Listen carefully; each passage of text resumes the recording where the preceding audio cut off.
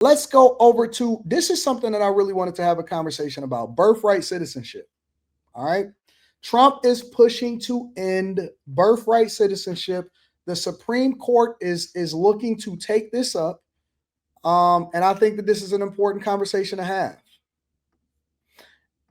And of course, a lot of you are familiar with my take on it, but let's see what it is because this is an issue that is actually in the Supreme Court right now. Make sure y'all hit a like for the algorithm, subscribe to the channel, and turn on your notifications. If you have not already, get T Chanley 40% off your first order, 20% off for life. Tap into the Patreon. The link to the Patreon is pinned to the top of the chat. It's a phenomenal product. We're going to rock out on that, all right? And then we're going to read Super Chats after this segment. Fight over birthright citizenship arrives at the Supreme Court today. The justices are scheduled to hear arguments later this morning. President Trump signed a series of executive orders on his first day of his second term, and among them, an order to deny some people the right to citizenship, even if they were born on U.S. soil. CBS News chief legal correspondent Jan Crawford is tracking this from the nation's outside the nation's highest court and joins us now. Jan, good morning to you. We know that today's arguments include the birthright citizenship executive order, but the justices will really be looking into this topic of universal injunctions. Just explain that for us and what a ruling could mean.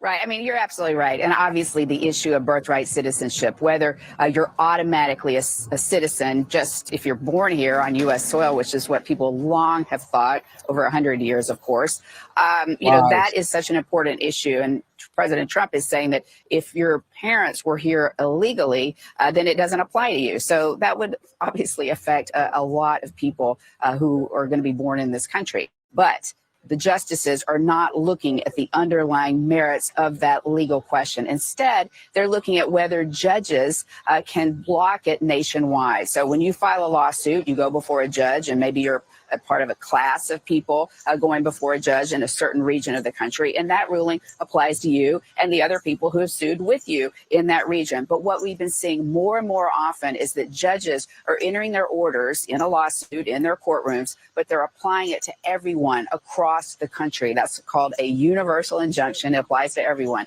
And that's what the justices are going to take a look at today, because in this birthright citizenship, all these challenges, there have been a bunch of them. 3 judges have filed what we call universal or nationwide injunctions. And so the justices are going to look at whether or not those things are too broad and whether they should just apply to the parties, the people who are there right before the judges. Yeah. First of all, they do need to end it. I see a lot of y'all saying to end it. Red Cup, my girl Mika is saying end it, end it, end it. I agree. I think that we need to end it 100%. And the reason that we need to end it, and it shouldn't even be in existence, we need to abolish birthright citizenship in this country, is A, it wasn't even for illegal immigrants. It never was supposed to be for illegal immigrants. If they were going to have it, if they were going to create birthright citizenship, which I'm assuming that they just didn't anticipate what we were going to be dealing with in 2025, birthright citizenship was created for descendants of slaves, people that came over here or was brought over here against their will, and then their ancestors or them and their ancestors were the ones that were in the fields, they were working, they were indentured servants, they were in indentured servitude, they were bought and sold and traded, they were looked at as cattle, nothing more. They were looked at as items once they then was considered, or once they were considered as people, then they needed to be considered as citizens so that they could have the same rights as everybody else. And so then they created birthright citizenship so that you can have a pathway to citizenship. Your children can have a pathway to citizenship, regardless of whether or not you were born here in this generation or previous generations you were born. You then became a citizen of the United States of America through birthright citizenship, because even though your ancestors or your mother and your father were not from here, then you were then granted citizenship as a result of what it was that they involuntarily had to do in this country, because they built this country. They were a part of the system that created this great country that we now live in, and the opportunities largely came from and was built on the backs of those that did it for free or did it under duress. And so it was a pathway to citizenship for people that came over here or was brought over here involuntarily. That's for birthright citizenship. And now it is being used and leveraged by people that has come over here illegally. And it happens across the board. It's not just from people that cross over the Mexican border. It's not just from people that cross over from Canada. It's not just from any of those people. It's from people that come over here from China, Japan, Europe, India. They come over here from all of these different countries, Haiti, Ghana. They come over here from all of these places across the world. Across the world, they come over here, and then they have children here. A lot of times what Chinese and Japanese women and Korean women would do is that they would be pregnant. Once they got pregnant, during their pregnancy, they would hide their pregnancy on their way through the airport in order to visit the United States of America as a visitor. They would have their child on American soil. That child would then be granted citizenship, dual citizenship, in both where they're from and where they had their child from.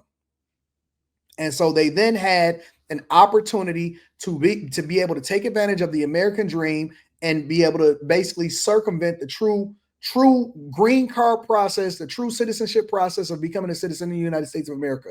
They finessed the system. You had people that was coming over here illegally, and in order to stay over here, they then had children that was busting it down for real. When they would have children, and then they would say, oh man, you can't ship me out of here, or my child is a dreamer, or my child is birthright citizenship. They were born here in the United States of America. I hate when I hear people say that. I am a citizen. I was born here in the United States of America. No, I need to know the full story, big dog. I need to know the full story, big dog. And that's not to say that you shouldn't be a citizen, or that's not to say, hey, okay, well, you got away with it, your parents got away with it, but that don't mean that y'all can keep doing it. We need to close that loophole. It's a loophole. It's a loophole. 100%. Hey, I heard I was from the Caribbean. Have y'all heard that new rumor? Somebody said I was from the Caribbean, or I was from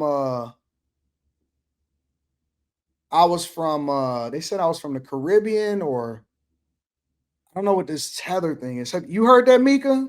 That I'm from the Caribbean? Yeah, I heard I was from the Caribbean. New information to me too. Anyways, let's continue over with the show. And that could have Anyway, it's a massive, complicated legal question, very important. yeah, with as usual, massive consequences Molly. depending on how they rule. And Jan, we've seen the Trump administration crack down on illegal immigration on several fronts. And in a filing, in this case, the government says, quote, these cases raise important constitutional concerns with major ramifications for securing the border. Is that what you expect the president's lawyers to say? What arguments might be made inside the court behind you?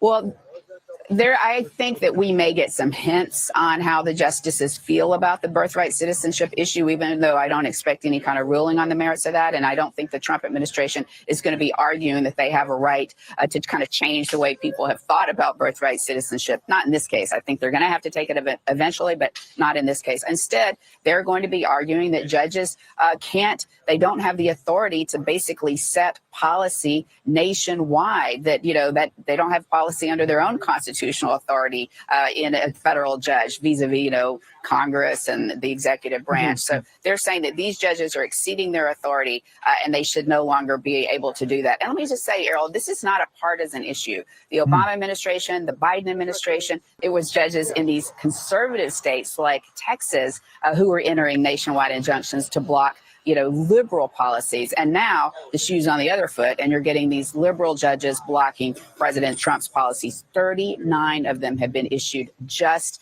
in the first, 4 months or so of his second term. I'm so glad you made that point, Jan, because often when it comes to these legal components, it depends on which party holds power in which branch when people have a certain opinion.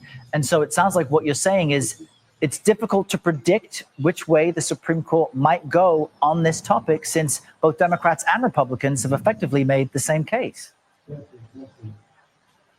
That's right. I mean, I think this case is going to be fascinating arguments, and we will usually get a sense of how the justices are leaning here. I know there have been increasing concerns over the years from the justices about these nationwide injunctions, and several of them have been urging their colleagues to intervene and kind of rein them back in, that, suggesting that, one federal judge just doesn't have this power under the Constitution. The courts don't have that kind of power. So essentially what Trump is trying to do, let's get back on point, guys. Essentially what Trump is trying to do, this might wind up being a 3-hour show. I'm gonna be honest with y'all.